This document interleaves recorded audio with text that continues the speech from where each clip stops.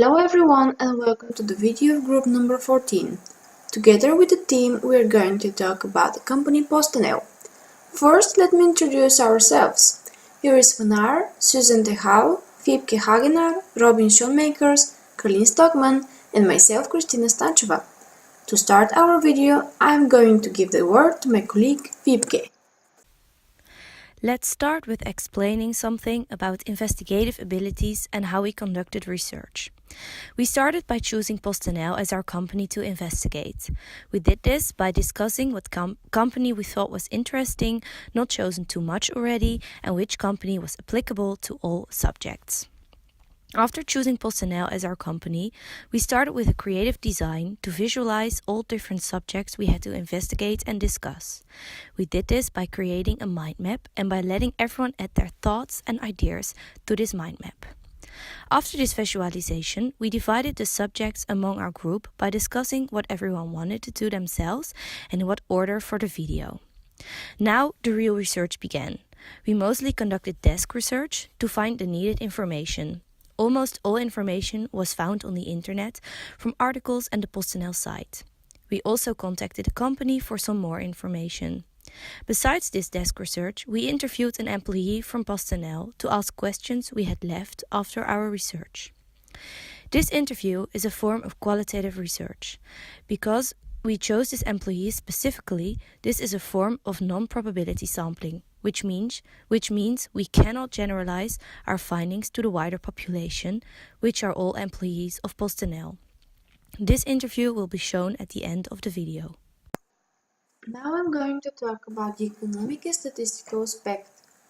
PostNL operates in the Netherlands, Belgium, Luxembourg, Germany, Italy and United Kingdom, and their headquarters is located in The Hague, Netherlands. The CEO, Herna Verhegen, manages the company since April 2012. The revenue during the period from 2010 to 2016 has changed from around 4.3 billion to 3.4 million euros, whilst the profit from around 350 million to 2,080 million euros in the same time frame. Another statistical information about the employees. The number of employees has fallen significantly from around 77,000 to 46,000 during the period of 6 years. In which country the level of unemployment, inflation rates, bargaining power, infrastructure and any other aspects will be favorable in order to operate in this particular country. The company has chosen China because it's one of the largest and fast-growing countries in the world. The population is growing very fast. There is a lot of demand for parcel and mail delivery in this country. Is the competition and the demand high enough to cooperate in this country, and in other words, would that be worth it? Yes, there is a lot of money involved in China because it's a fast-growing country, so people are now searching for work. They are ordering via PostNL's web shops for all kinds of goods and services, and they want to deliver that goods and services in that parcel and in the mail company there.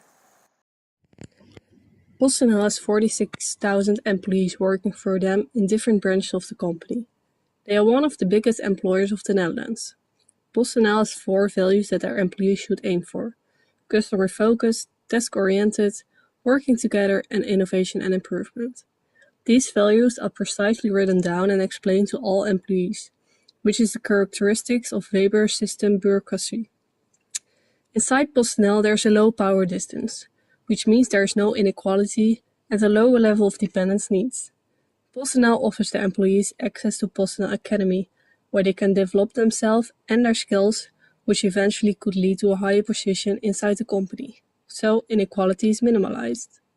Besides this, PostNL follows a performance cyclist, where the employee and their managers often have a talk about the employees' growth in quality and their personal development.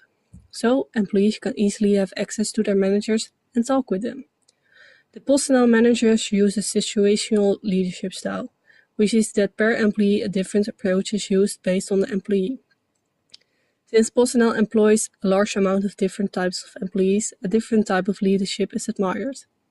For example, PostNL employs people with a mental disability.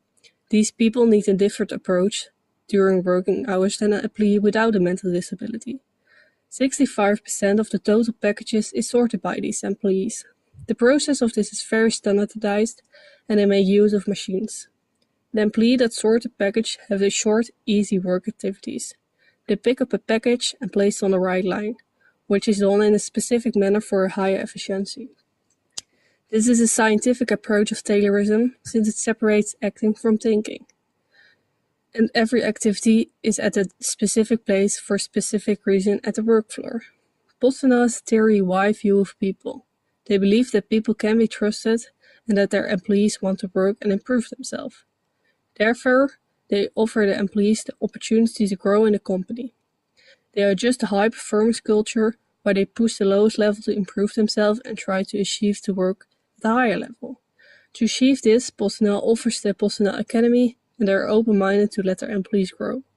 Therefore, the authority and power is legitimate.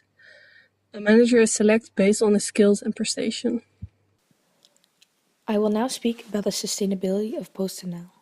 With sustainable development being one of the most discussed subjects the past years, there are no companies that are not seeing being sustainable as one of their highest corporate missions. This is done because it is the right thing to do, but also because it is a good way of publicity. For many companies these days, it is important that the company they work with or associate themselves with are responsible and transparent. PostNL is not different than any other company. They have changed and still are changing many things within the company to be as sustainable as possible. With their plan, Care for Climate Sustainable PostNL, they work on new logistical solutions that fit into a sustainable future. By using cleaner vehicles, more efficient transportation networks, and more economical driving behavior for the drivers. Another project that PostNL is working on is emission-free on the Wadden. This means all letters and parcels being delivered on the Wadden Islands are being delivered by electrical vehicles, by bike, or even by foot. PostNL also recently started a collaboration with producer organization We and thuiswinkel.org. A trial has started in Dordrecht, Amsterdam, and Groningen under the name We Electric. Soon more cities will be added. The idea is to make it easier for people to recycle old electrical appliances. People can give the old machines to package deliverers who come to their house. This means people don't have to leave their house to be more sustainable. Because PostNL also delivers parcels, they need large buildings to store the packages. All 19 parcel storages of PostNL have solar panels on their roof. This is almost 22,000 solar panels, which account for 4.8 million kilowatts of energy per year, and this is 40% of all the energy required for storing the packages of PostNL. This makes PostNL one of the largest solar power generators in the Netherlands. With the mentioned action plans and many more, PostNL shows to be operating in a very sustainable way and innovating and improving along the way. The Dow Jones Sustainability Index is an index which lists multinational companies that operate in a sustainable way. Transport is one of the 24 different categories this year. PostNL was category leader. Besides being first in their category, PostNL also obtained several certificates, such as the EcoVadis Gold. This is the highest reachable certificate when it comes to sustainability. PostNL is organized after the splitting with TNT. PostNL mainly operates in the Netherlands, Germany, England and Italy. PostNL grew over the years as one of the most famous mail companies. PostNL is a public limited company. This means everybody can sell and buy shares from PostNL.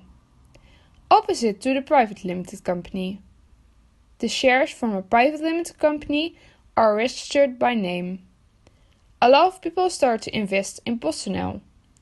Some of the biggest shareholders are, for example, Edinburgh Partners with currently 6.82% and Manning & Napier Advisors LLC, who has currently 5.48% of all the shares. One share for PostNL is currently worth €4.12. The collective labor agreement from PostNL recently expired. The old one was from the 1st of January 2016 until the 17th of March 2017. The members of PostNL started recently negotiating with the FNV for a new collective labor agreement. All of the members had until the 10th of December to vote. 71% of all the members voted positive. The next step is the writing of a definite collective labor agreement. The collective labor agreement mentioned that they will increase the salary with 3% and reduce the workload for the employees. The new collective labor agreement will expire on the 31st of December 2018. The logo from PostNL is trademarked since the end of 2010. The company who protects the logo of PostNL is called Studio Dunbar. Studio Dunbar is an online context that protects logos. They protect multiple logos internationally. They not only protect the logo from PostNL, but also from the Dutch National Police, the Dutch Railways, Transavia and many more. The logo is protected for 10 years. After this period, they need to renew it. Last year, the Belgian company bpost tried to merge with PostNL, but this stranded. This caused for a lot of fuss. The acquisition sum was estimated on 2.5 million. PostNL did not agree with the terms. Alright, I'm going to do an interview with one of PostNL's employees. Would you like to introduce yourself? Yes, hello. I'm Joost Hagenaar. I'm Business Development Manager at PostNL and then the subsidiary of PostNL Communication Services. And there I work for grand customers which are operating in the field of bank and assurance companies. So we start with the economics questions. Is PostNL looking to expand their business to any other country? If yes, which one would be the best choice possible? Okay, yes, we are already operating in, of course, Holland, Belgium, also in Germany, Italy and the United Kingdom. And we have also explored a new country in China. And there we want to find a place in the neighborhood of Beijing or Peking for starting there also a mail and parcel delivery cooperation. Okay. Then the questions about organizational behavior.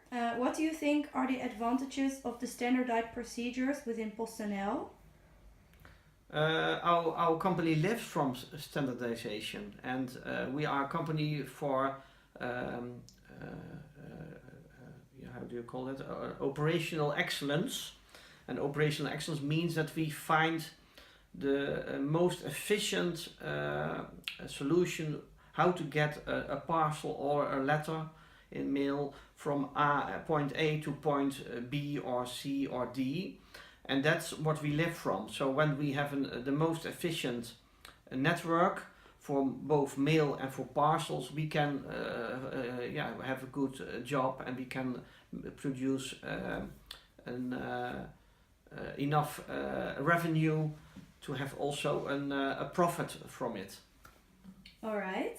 So that's that's our job, to find the best transportation method in less time, for less costs, and in the most efficient way.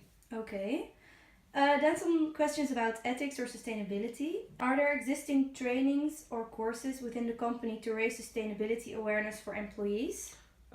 We get most of our information we get from intranet and also from internal newsletters, and there we find all kinds of news about sustainability.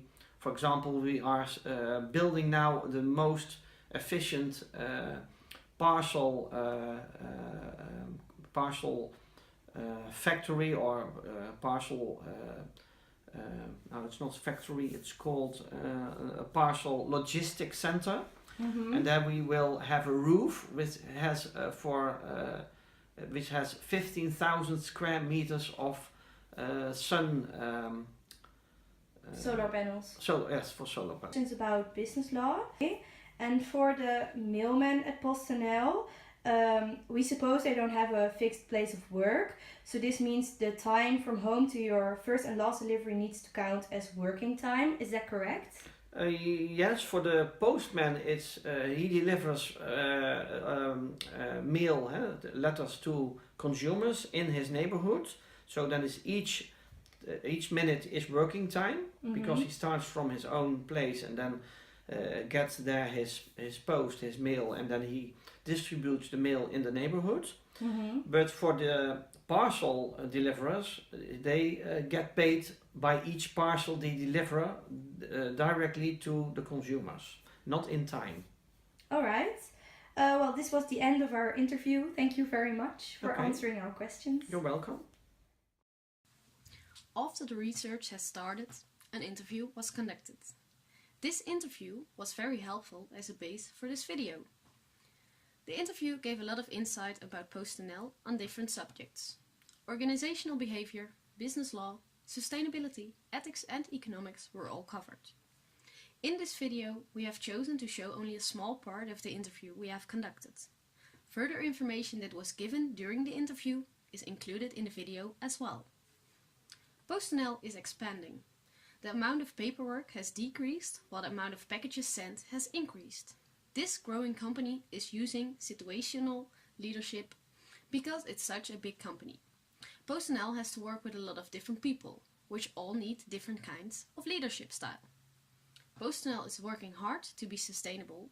They already score very high on the Dow Jones Sustainability Index and also have a gold EcoVadis certificate, but are still increasing their sustainability.